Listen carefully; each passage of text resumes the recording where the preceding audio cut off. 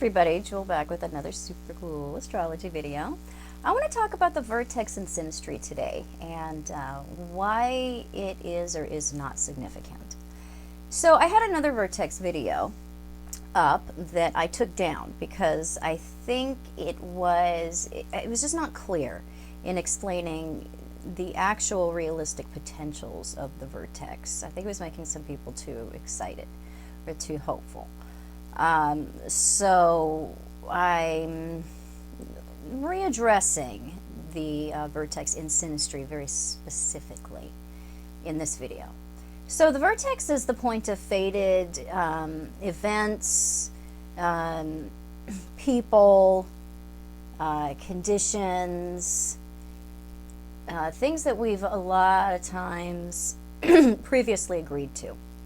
And so it's the influx of fate, and a lot of times the point of sometimes a wish fulfillment, because the anti-vertex is where those lofty yearnings go out, and the vertex is where they come in.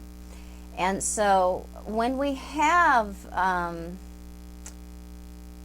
when we're interpreting the vertex in our chart, I should say, it is by nature unpredictable. That is its reason for being there. It is the point of unpredictability. So you hear a lot of astrologers making, big predictions about this or that when you can't know when or what is going to set the vertex off. We call it lighting the vertex up. You don't know what is going to light that up. Because in transit, we have things come by the vertex all the time, and it manifests in nothing significant. But sometimes you're going to get that transit, and it's going to start something very powerful, bring something powerful in.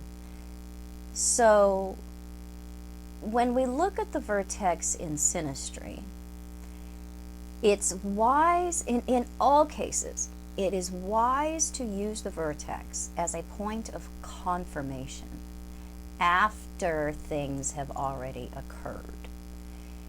So in synastry, it is not necessarily significant that you have things, points or planets in aspect to somebody else's vertex.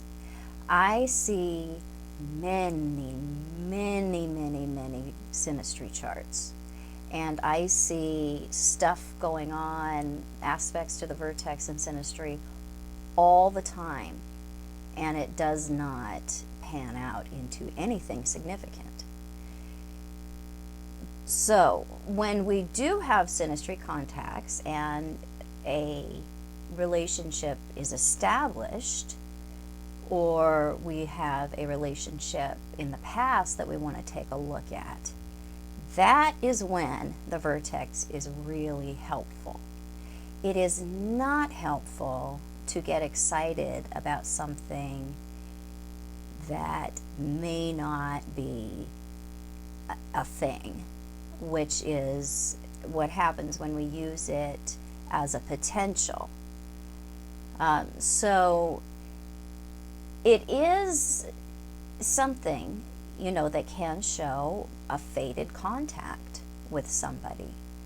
But again, that's not a guarantee. Just because you have things with the vertex, it's not talking about it being a soulmate forever connection, or that you should be sacrificing or suffering to be with this person or to have something happen. The vertex and the twin flame myth are both extremely attractive when it comes to explaining some of the really intense and ardent feelings that can arise out of certain contacts and certain relationships. Sometimes you're really struck by somebody, and it's just, it is so intense and it blows us away to the point that we are really looking for a reason. We're looking for an explanation as to how we can feel this intensely about someone, or how we can be this affected or moved by somebody.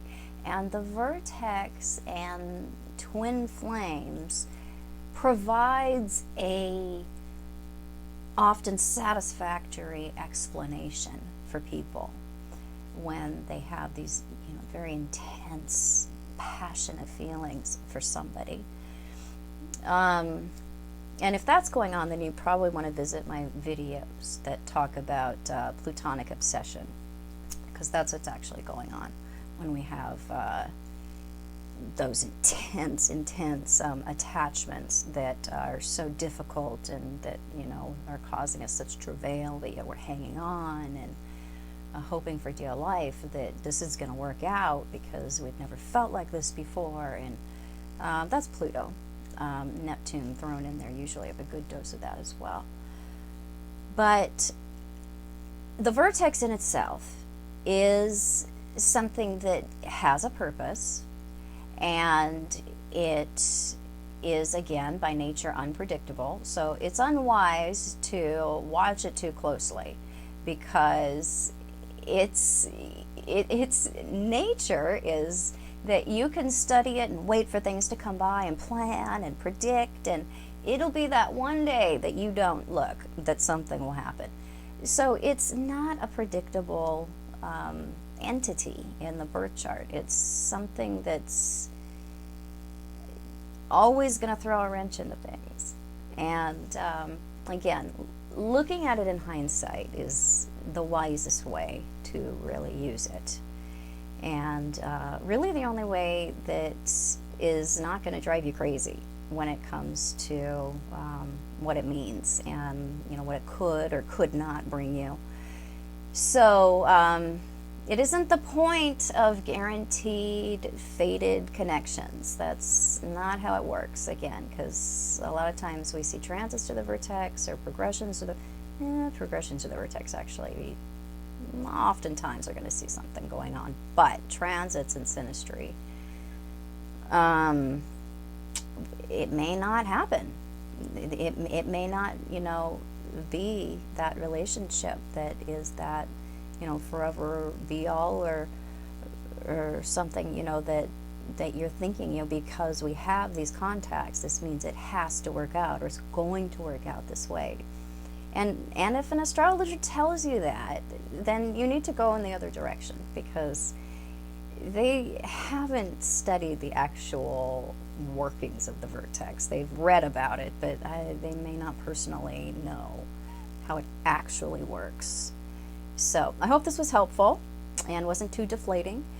And you can find me on the internet at truthandaspectastrology.com, and Facebook and Instagram at Truth and Aspect Astrology. Yes, I do private consultation. I'm mainly in relationship and intimacy astrology, but I interpret all types of charts.